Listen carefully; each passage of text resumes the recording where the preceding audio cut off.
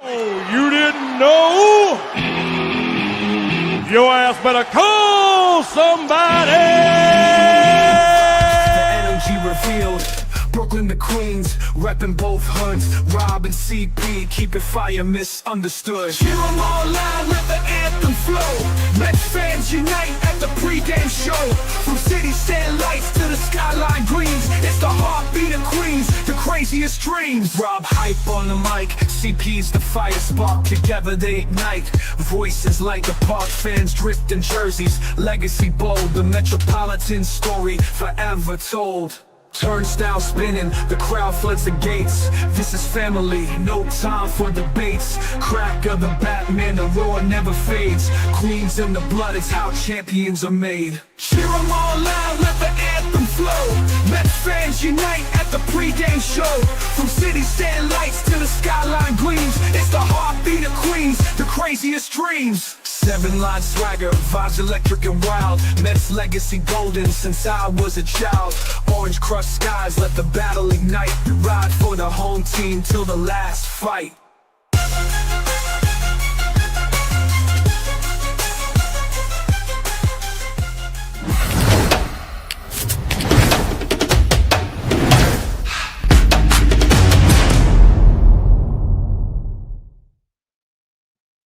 What's up, Mets fans? Welcome back to the amazing Mets pregame show right here on the channel and on X as the Mets head to Milwaukee, Wisconsin to face a 3-game set against the Milwaukee Brewers, the best team in baseball, first team to 70 wins. And the Mets, while they're spiraling out of control and just had a 1-5 homestand, they head to play the Brewers, who probably want a little bit of revenge by what happened to them of the hands of the New York Mets last year in the wild card series. As we all know what happened in game 3 of that wild card series, as Pete Alonso came alive in the postseason and basically probably gave himself a chance for Met fans to believe once again by hitting that ball to right field off of closer Devin Williams, giving the Mets the lead, and ultimately go on to the NLCS. Tell you this right now, guys. I said it yesterday on Mets Talk Live. If you didn't join, I'll say it rather quickly just so we can get right into the game, right into this series. Excuse me. The positive vibe and atmosphere that I tried to spill yesterday on Mets Talk Live last night was because I still feel there's another level to this team. I truly believe it. I think a lot of Met fans do believe it, in my opinion. We know the offense has another level or even two. I think if that offense can be just an average offense, we would be in good shape. Now, does the pitching have to pitch better? Yes. The starting pitching needs to be better. That is a fact. But the offense has been woefully behind. And they need to figure it out. Somebody's got to figure it out. There's got to be some type of conversation about, hey, guys, we don't have that many games left, right? We're in game 116. We got, 47 games to go here. There's not a lot of time to figure things out. And I do believe that this is going to change things. I think this is the perfect series. And, I was talking to a friend of mine who is a Yankees fan. Again, I do have Yankee friends. We battle, but we talked about the same thing, right? The Mets are facing the Brewers, right? They go back to the field where the magic basically started in the playoffs for us. And the Yankees are facing the Astros at home.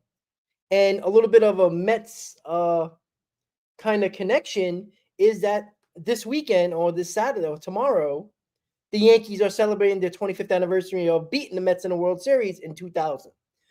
And they're playing the Astros, right? That's been their kryptonite.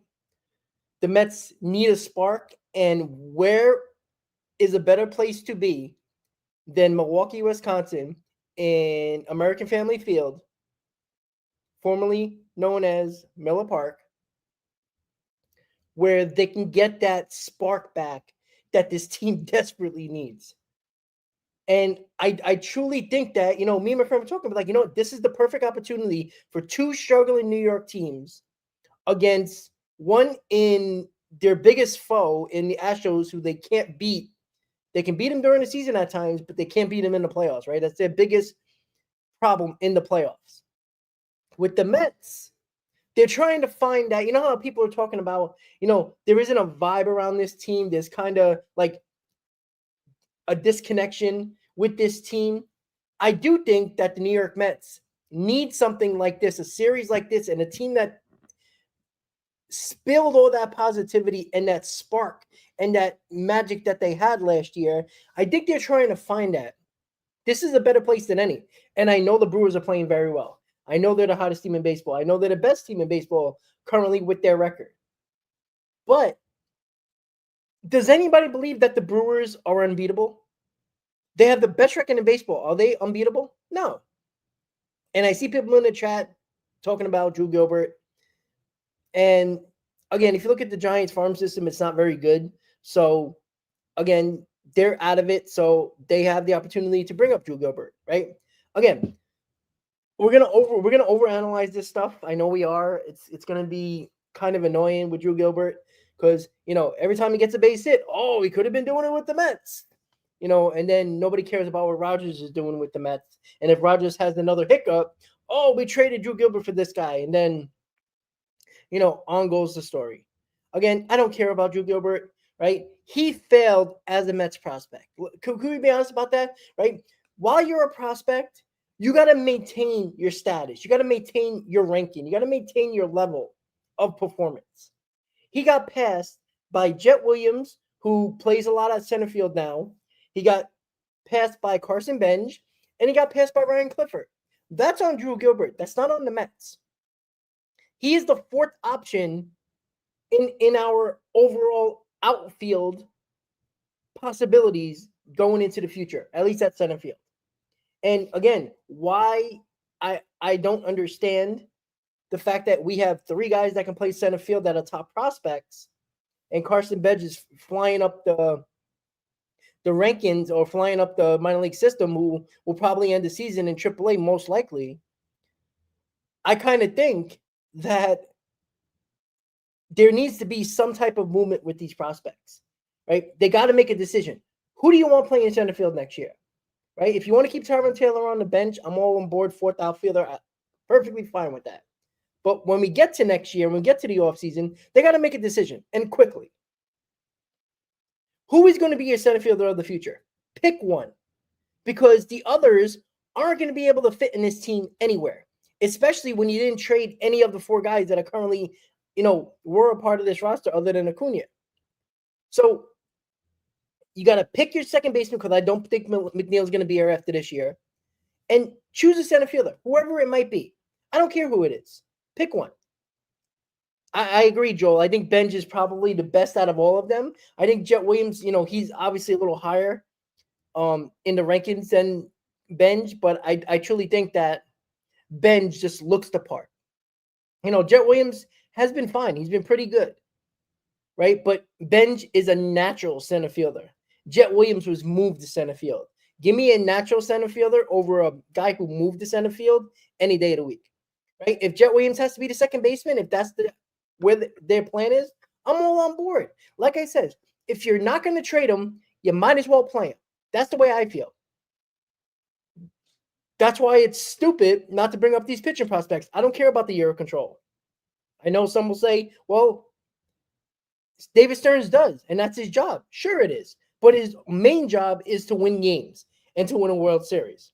Nothing should be in the way of that. Unfortunately, he doesn't see it that way. So I have to believe that they have to make decisions on these guys. If Carson Benj if they believe that he's going to be the center fielder of the future, I truly believe that he's going to have an opportunity to win that job in spring training, because he's already tearing up AA. Pretty good chance over the next week or two, he might get sent to AAA just for the final couple of weeks of the season into the playoffs. And he would be given an opportunity to win the job in center field in 2026 in spring training. So where does that leave Jet Williams? That leaves him second base. And I'm on board with that. I am okay with that. Give him the opportunity to win it. If you want to keep McNeil around as like a utility guy still, I'm okay with that too, right? You need backup infielders. But you have to make a decision. Who's your third baseman? Is it Mauricio? Is Vientos going to be a full-time DH? Then what are you going to do with Beatty and Acuna? You got to trade him for something better to help this team overall, whatever it might be. Peter, yeah, sure. I believe Jet Williams is better than Acuna. I think they're very similar players, right? I don't think Jet Williams nor Acuna are power hitters, right? Jet Williams has shown a little bit more power than Acuna, but I think Jet Williams is the gap hitter. They're very similar, right? They got very good. I think Acuna is a little bit faster than Jet Williams, but Jet Williams is a speedster as well. It depends on who. Again, this is what I like. Go into spring training just like Beatty and Acuna did for second base when McNeil got hurt. Unfortunately, when McNeil got hurt, it ended up being both of them on the roster opening day, but it was a battle. I want competition. If you're going to give Carson Benz the center field position, or at least give him an opportunity to win it, go right ahead, or give him the opportunity to show what he can do in spring training. If he looks good, he's our center fielder. And then let the battle between Jet Williams and Acuna battle for second base. But you can't leave these guys to dry in the minors because it doesn't make sense. And easy, I'm all on board with that. I always said that, right? I'm not against the prospects. I'm against backloading too many guys that play the same position and doing nothing with them. Either you gotta make a decision on who you want to keep, and you gotta trade the others for better players on this team to help the overall team. That is what I always get frustrated with. People think that I hate prospects. I don't. I want the prospects to prosper on our team, but at some point, you can't have 4 third basemen and 4 second basemen on the roster at the same time. It doesn't work. You can't leave them in the minors and just let them, lose value. Their best value is right now. So that's the thing. Like, if you want to make Vientos your full-time DH and put Mauricio at third base, put Acuna or Jet Williams at second and Benja in center field next year, I'm fine with that. That's a nice mixture of veterans and young kids. I'm perfectly fine with that. But the decision has to be made. Not now, of course, but during the offseason, it has to be a decision. You can't have all these guys blocked by other guys constantly and just sit there when you're not using them as assets, either on your current roster or as trades.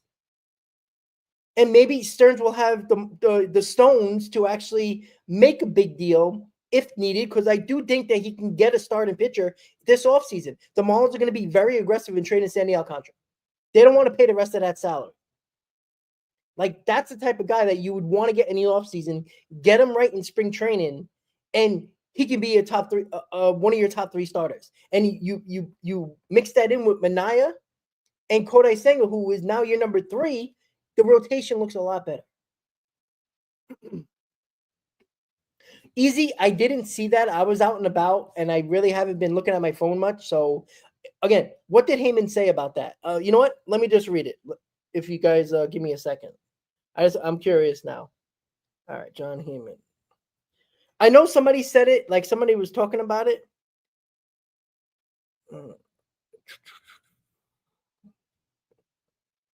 Let's see.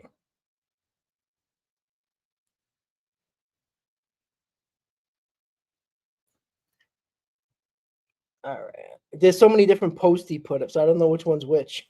All right, let's see. All right, I think it's this one. Let me just double check, guys.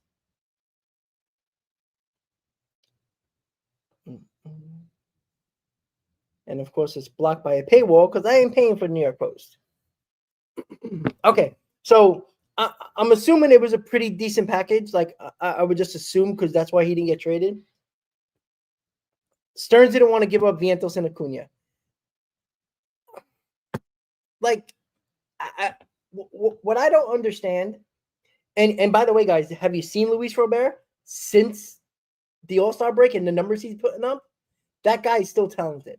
That's why you get a guy like that. That guy, it could be your center fielder. And again, you didn't have to give your $20 million option. You didn't have to do that. But he would have helped this team. And that's the difference. And there's more upside to Luis Robert than there is to Cedric Mullins. I think Cedric Mullins is going to prove to be a solid player for us this year, the rest of the year.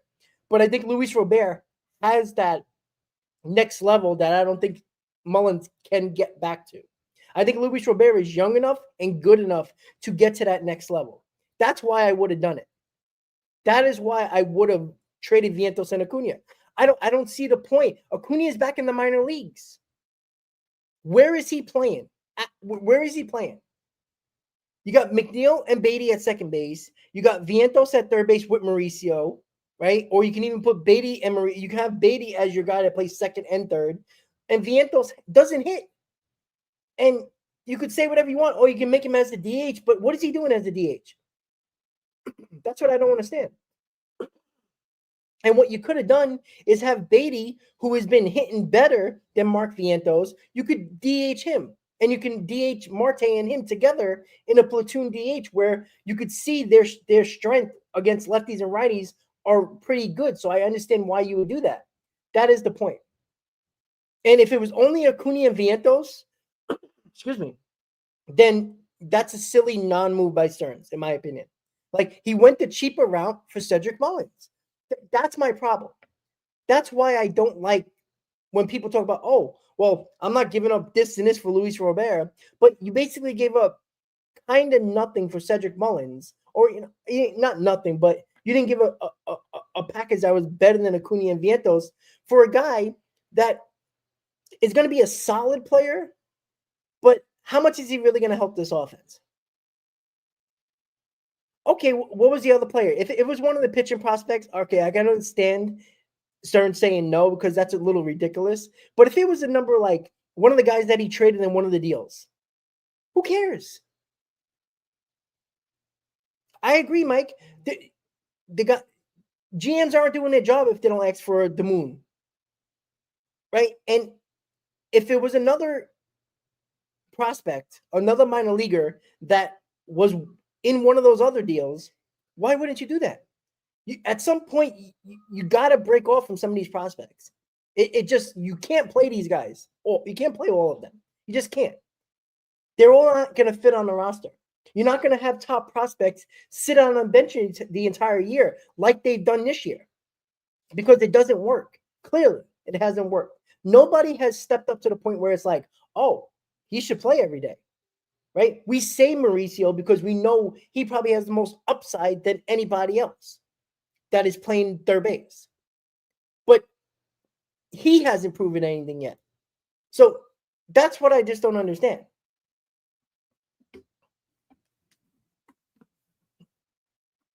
Well, look, the fact is, Gilbert, again, I talked about this already. Gilbert is a guy that had opportunities to remain at the level of a prospect that the Mets were hoping he was going to be.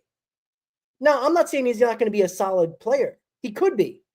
But when Jet Williams, who moved to center field, ended up passing him, and Carson Bench and Ryan Clifford, it's hard to think that Drew Gilbert wasn't expendable at that point.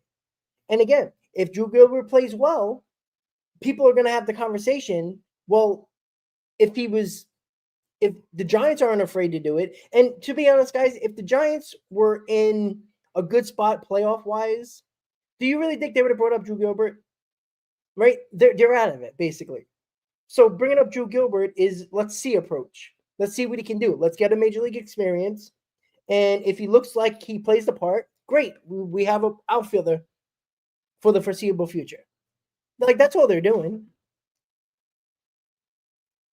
And you know what, Brad? AJ Ewing and Jacob Reiner. Who cares? Like, seriously, who cares? You got your 3 top pitching prospects. If they're not asking for one of those and not taking one of those guys, what are we piling up all these extra pitchers for? Like, what are we doing? Like, that's the thing that I don't understand. Like, you're hoarding these prospects that majority of them are not going to be on this team, and they're not going to be. Some of them are going to be not good enough, and some of them are going to be blocked by other players that solidify their position on the major league roster. Easy. I agree. That's why I think that, I'm mad that David Stearns didn't do it at the deadline, but I wouldn't be shocked if he trades for one of the pitchers that we talked about during the trade deadline in the offseason. And Dolo, I would have done it. I would have done it. I'm sorry. I would have. Like, what is stopping us for doing it? Luis Robert already has better numbers than Vientos and Acuna combined. Do you see his numbers?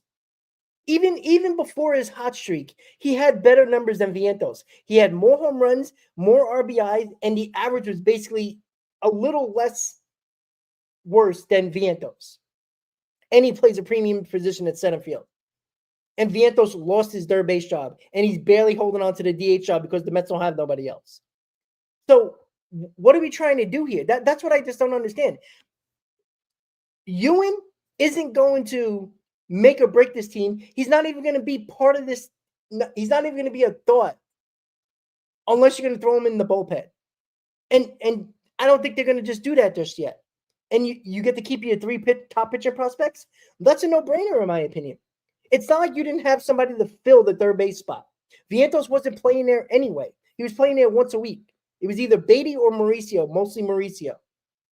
And what that does, it stops the logjam you have on your roster. It doesn't only make you get a potential, a low risk, high reward type of player in Luis Robert, but it takes away that logjam that Mendoza doesn't have to feel the need to play these guys all the time and sit certain guys.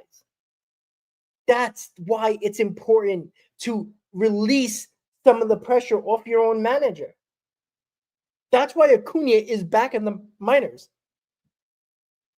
Because you can't play him every day. He's not developing, and he's not ultimately helping his team overall.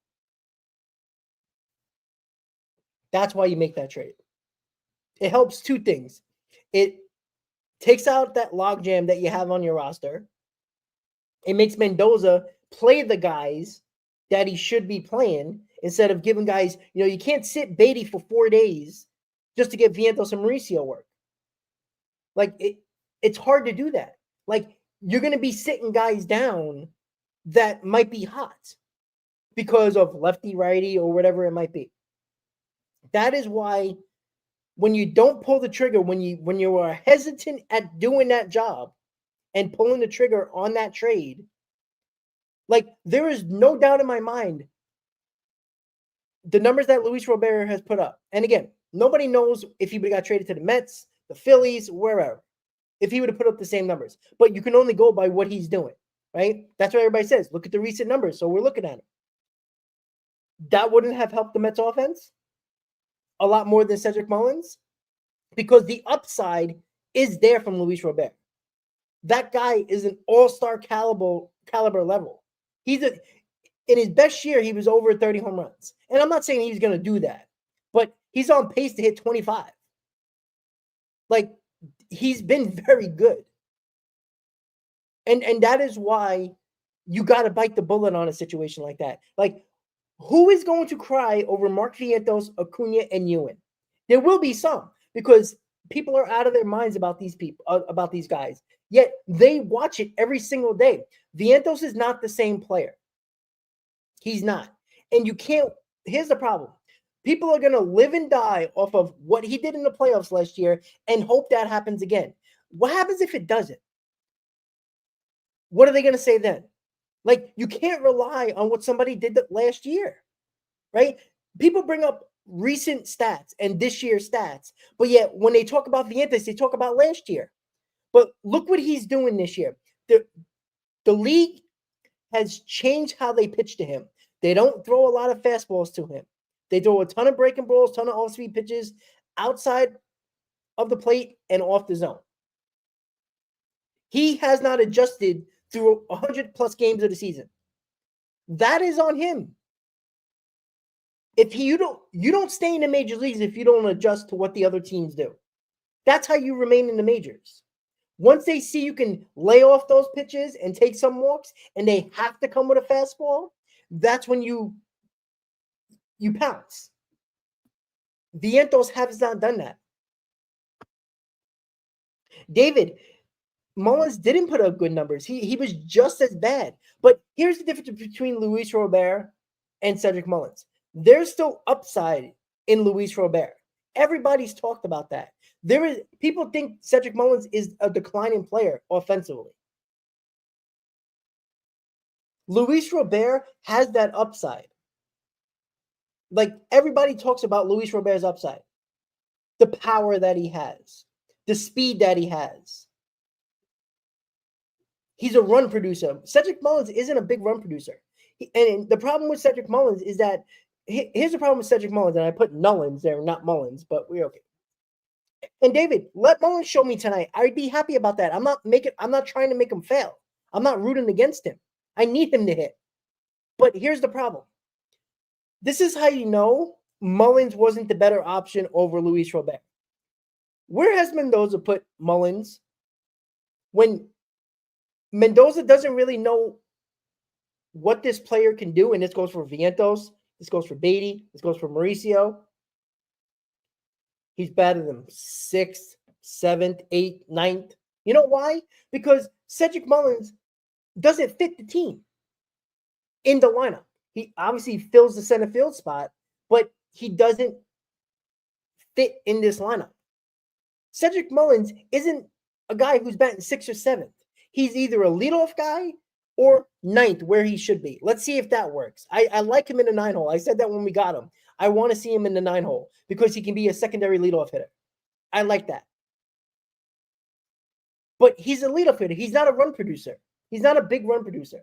He's more of a guy that puts the bat on the ball, and he hasn't done that a lot this year. But he's a guy that gets on base, uses his speed, and occasionally he'll hit some power. He'll have some power, but he's more of a guy that needs to get the hits. Yeah, David, I was happy because it's better than the alternative of Tyrone Taylor. But let's not compare Mullins over Robert because it's not close. It's not. That is the problem. Like, I wanted Luis Robert over Cedric Mullins. And again, there would be too many people that wouldn't want to trade Acuna, Vientos, and Ewan, which, again, what is Ewan really going to, like, he's blocked by 3 top pitching prospects, right? And for all we know, Ewan might be better than all of them, but you can't wait for that. That is the problem. Ewan's probably another year away at best. And if they're going to try him as a starting pitcher, where is he going? Where is he pitching? If these guys are going to be able to jump up to the majors soon and might stick. You do that trade because Luis Robert is going to help your team now over what those guys could possibly do. Like, I just don't get it.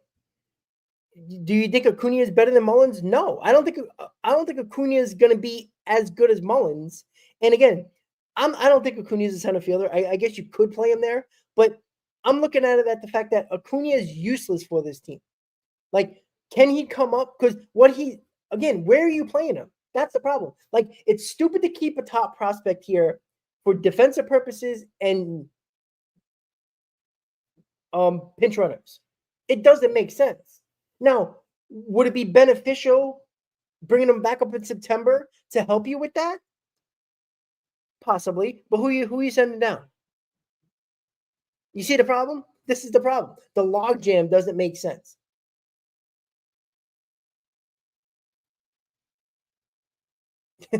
Yeah, well, I mean, hitting coaches are the hitting coaches. I think it's up to the major league players to actually do the job, not the hitting coach, right? People need a scapegoat. So people would get excited for no reason if Eric Chavez gets fired because somebody needs a scapegoat. Because they'll say, hey, the Mets finally did something, right? You want action just because of what's going on.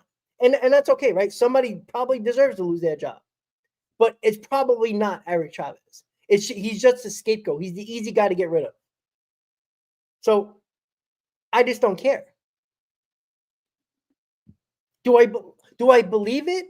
I mean, I don't care either way. Like if you really think hitting coaches are the difference, then why aren't they getting paid just as much as managers or close to it?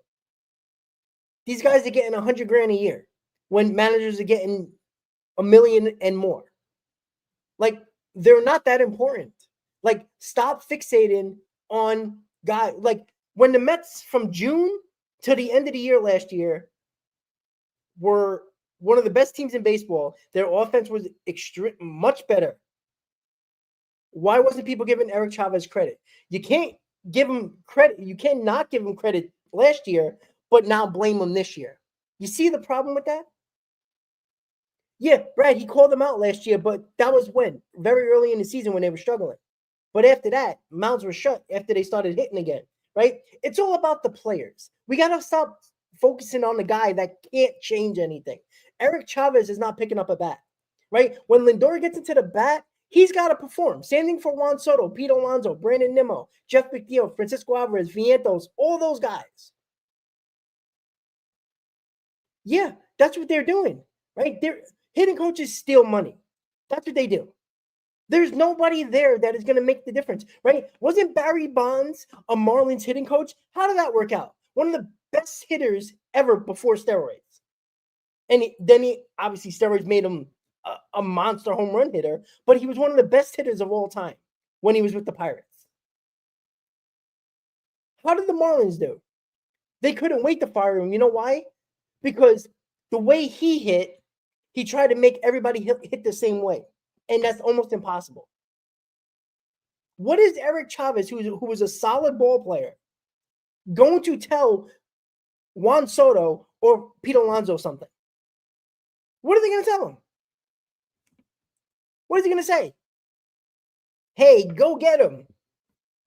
He stands back behind the cages, and whatever the player is working on their own, he'll go back. They'll go to Eric Chavez and see, hey, I was trying to work on my hands being a little higher. Did it look like my hands were higher than yesterday, the last game? And Eric Chavez is going to say yes or no. That's it. What is he going to say? Like you guys are obsessed with the hitting coaches. You are. You just need a scapegoat. Like, you got to stop.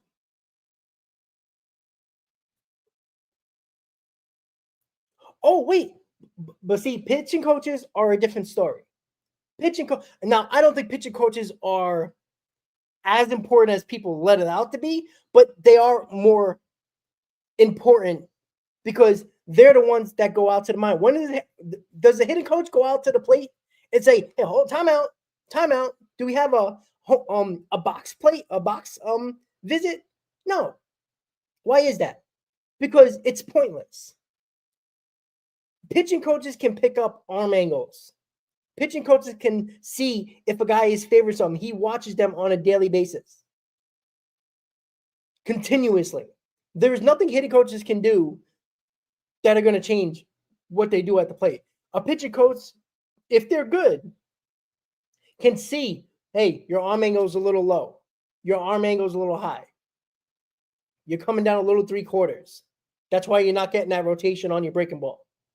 Like, it's like that. No, the hitting coaches can't guide hitters with their swing. No, they can't. All right? No, they can't. All right? I've played all the way up to college baseball. All right? We did not give a shit about hitting coaches. All right? They did not factor into what we did. Right? Did you have conversations with them? Like, yeah, moving on the plate. Guess who's going to do that? The player themselves.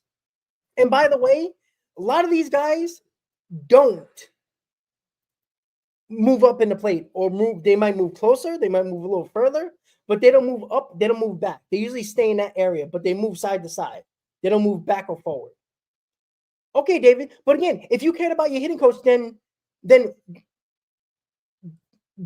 maybe you were the problem. I'm sorry. Nobody gave a shit about a hitting coach. Nobody cared, right? Only time you would have a conversation with them. Why they sent Alvarez down? Because the Mets said it was about his defense and blocking pitches. They said that. It wasn't about his hitting. Even though he took it upon himself to not overswing and to be more selective. The Mets said it. Mendoza said it and Stern said it. They brought him down because his defense was poor. So it wasn't about his hitting. Again, how about this? Fire Eric Chavez, and when the offense doesn't hit, everybody's going to be like, oh. But if the Mets start hitting over the next 2 months, nobody's going to give Eric Chavez credit. You know why? Because the hitting coaches are useless. They are. The first base coach and the third base coach are so much more important than a hitting coach. Yeah, David, I know that. I know I got a point. Because it's idiotic. You don't want to give credit to Eric Chavez, but you want to blame him when it's going bad. It's a scapegoat mentality. This is the world we live in, right? When things go wrong, there needs to be somebody to blame, always. And it's usually the low guy on the totem pole. You can't fire Alonso. You can't fire Lindor. So who's the easiest one to fire? Eric Chavez. And so the philosophy of Barnes is probably the same of Eric Chavez. So you're just going to keep Barnes here. So what is that going to prove? Nothing. It is what it is. The fact is, the New York Mets just have to be better offensively, right? Nobody's telling Juan Soto what to do. Nobody's telling Pete Alonso what to do. Nobody's telling Lindor or Nimmo what to do, right? Nimmo took it upon himself to become more of a power hitter, which is hilarious to me, but he took it upon himself. He thought, and again, this is all contract related. He knew if he hit more home runs and showed a little bit more power, it would ultimately lead to a long-term, solid, big old contract. And it ultimately did. And he played a premium position at the time in center field. Right? These players take it upon themselves.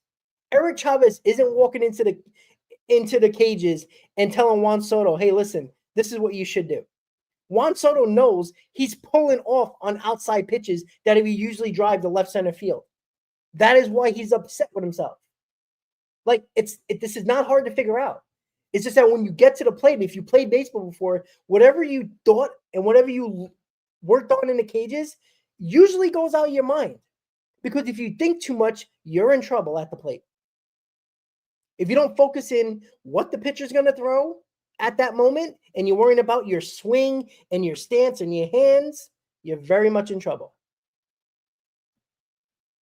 Well, David, Montas isn't a good pitcher. Hasn't he been on 4 teams in the last 4 years? He's just bad. If pitching coaches, if there's good pitching coaches and bad pitching coaches. But if you're going to tell me that every team that he was on had bad pitching coaches, even though you talk to the pitchers, they love Hefner, right? Sean Manaea. Did anybody, and I even said this, nobody, people were giving Hefner credit for Sean Manaea. Hefner didn't do nothing. Now, I think pitching coaches can be a little bit more effective than hitting coaches, but I don't think it's the end-all be-all. Sean Manaea was on the bench looking at Chris Sale and says, I can do that. And he worked on it in the bullpen. That had nothing to do with Hefner. But did Hefner have something to do with Reed Garrett? Do we give Hefner credit for Reed Garrett, or we're not allowed to? Right? Only when the pitchers suck, we blame Hefner. See how that works? Scapegoat mentality. It's the world we live in. You need somebody to blame. It is the perfect example of a scapegoat mentality. And that's it. And that's unfortunate, but that's how the world works. Somebody needs to be put as the accountable figure, and somebody needs to be blamed. That's it. It's just that. Yeah, Dakota, 2 months ago. And again, for the people, and again, the lineup has been not good at all. We all know that. But where is this pitching staff going to get to a next level? There is no next level for these guys. That is the problem that I always had a problem with. Like with Kodai Senga today, right? Where is the confidence level? I don't know. We're in August 8th. We're in game 116 of the season, and I have no idea where Kodai Senga is going to give us.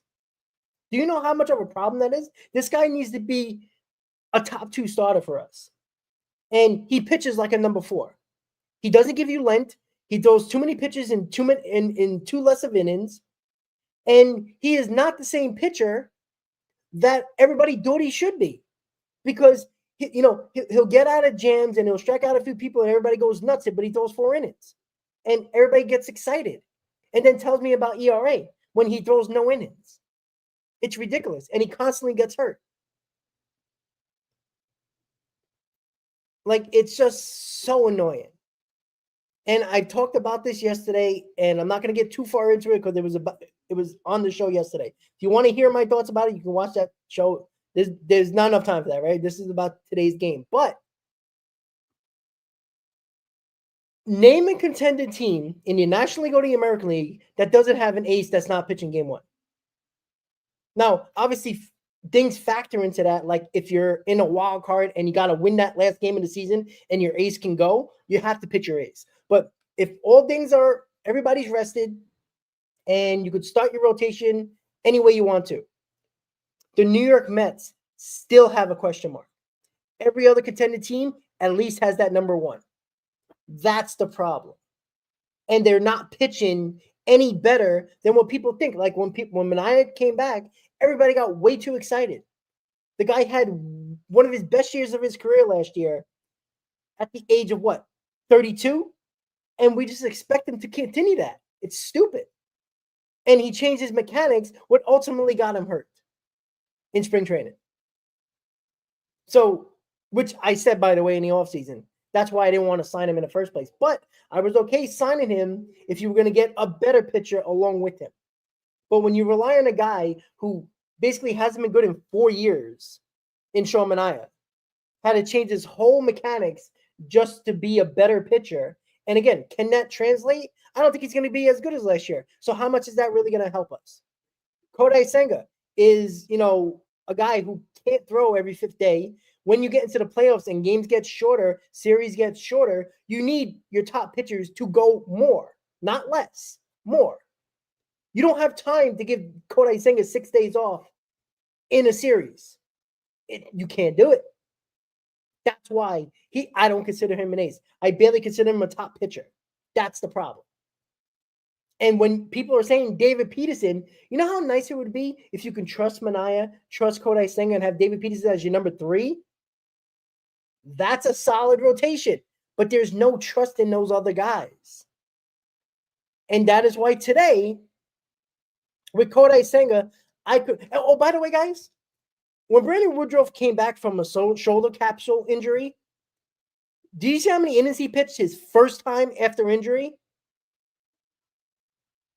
6+ innings. Why does it seem like the Mets have to baby every one of these guys coming back from injury? And slow with them. And then it's September, and then we try to push them, and they ultimately either are not strong enough to, and they get gassed quicker. But yet, Woodruff comes back from a major shoulder surgery, and his first game out, he throws 6 innings. Like, it's stupid. And they baby these guys too much. And around the league, they do it a lot. But it seems like the Mets just have to do it because, first off, Kodai Senga can't do it. Right? Tell Kodai Senga pitch on a 5th day, and he'll just be a disaster. And you give him an extra day, and he still doesn't pitch good enough and doesn't give you length. You can't have it both ways. And that is why I don't trust him. I don't trust Kodai Senga. Again, can he pitch well today? Sure he can. But you know what? It's more rare that he pitches well, and it's more likely that he doesn't pitch well. He is way too inconsistent to be considered an ace or a top starter. When we talk about David Peterson being better than all of them, that's a problem. Because it's not situated like that. It wasn't set up like that. David Peterson should have been, and honestly, he should have been number 3. He should be in number 3, but he's basically our ace because there's no trust with those other guys. That's the problem. And again, you got Kodai Senga going today. You know how badly we need Kodai Senga to give us 6 innings today? Why, Robert? Okay, I'll tell you. Because we got Frankie Montas and an opener going tomorrow.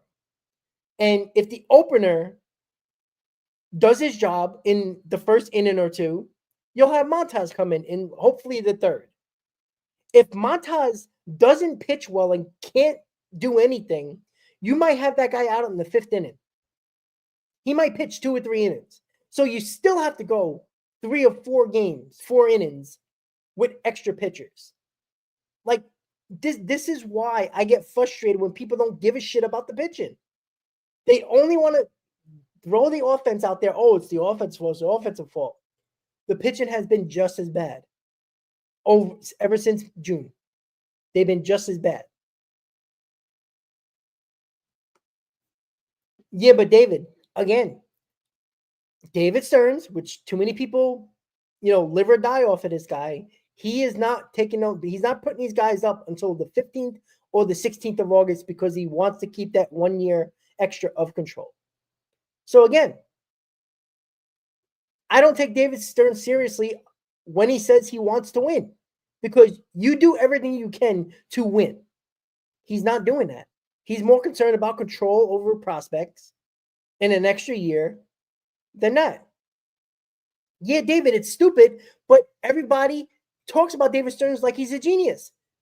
But his philosophy doesn't win.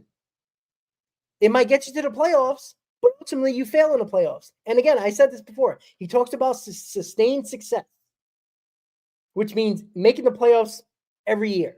That is what he talks about, sustained success.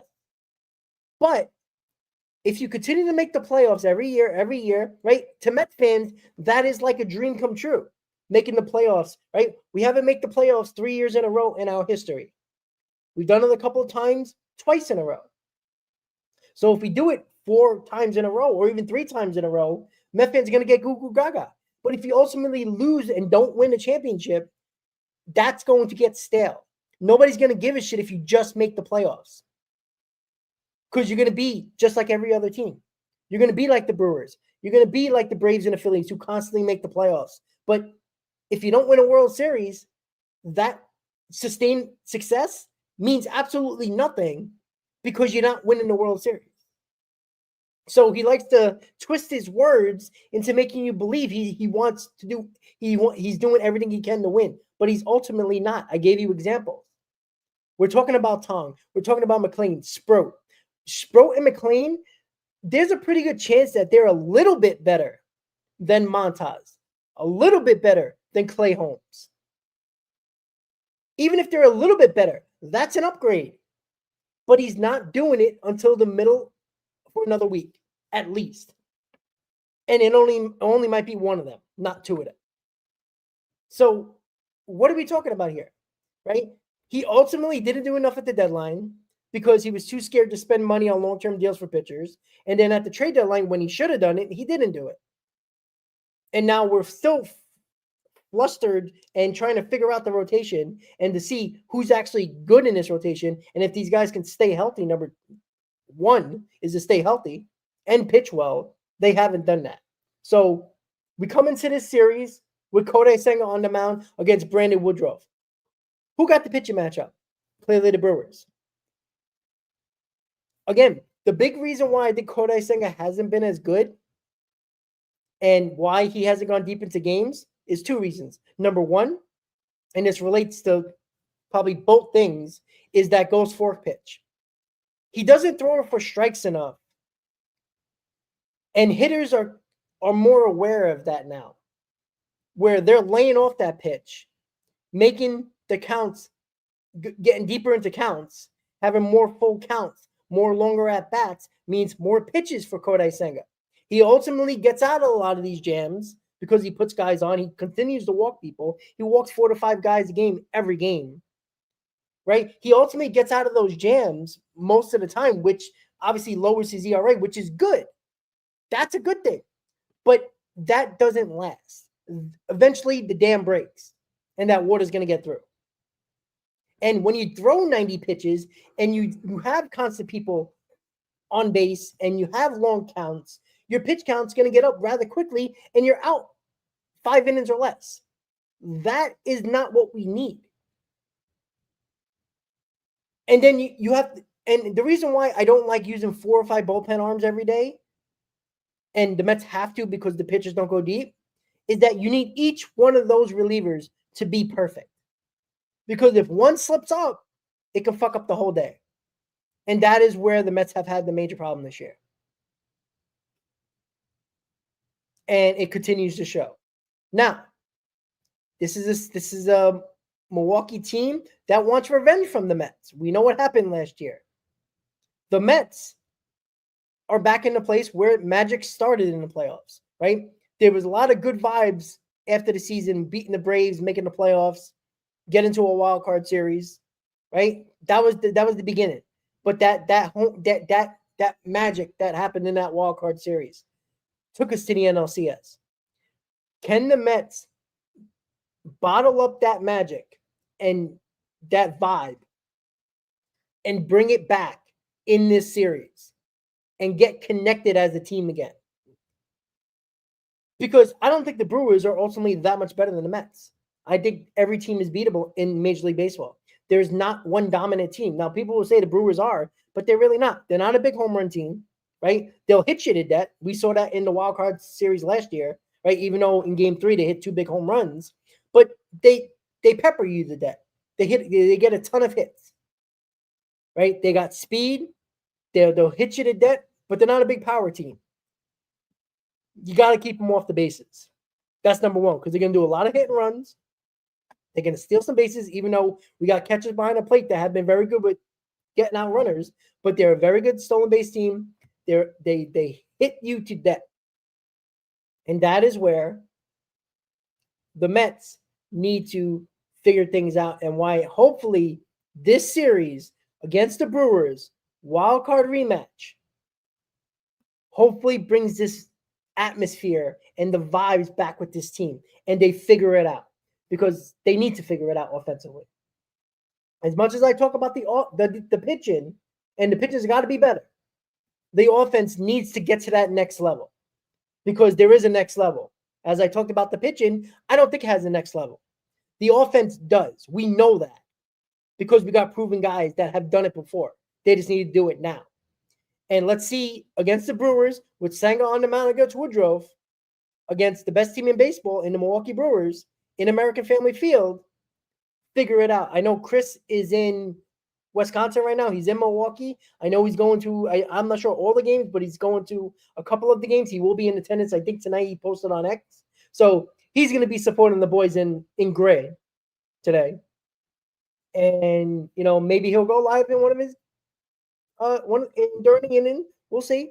But overall, guys, enjoy the game. Let's go Mets. And let's start to figure things out, right? We are all frustrated. We all want to see this team play better, right? Even though we have disagreements, we all want the same goal. We want to win. And that's the idea. With that said, have a good night, guys. There will be no postgame today, unfortunately, but over the next 2 days, we'll have pregame and postgame over the next 2 days. So enjoy the game, guys. I'll see you tomorrow on the pregame show. And hopefully we're talking about a Mets win and a good start by Kodai Senga, because that's the one thing I want to talk about. I want to talk about a Mets win and everybody playing well. So have a good night, guys. Let's go Mets and enjoy the game. Good night, guys.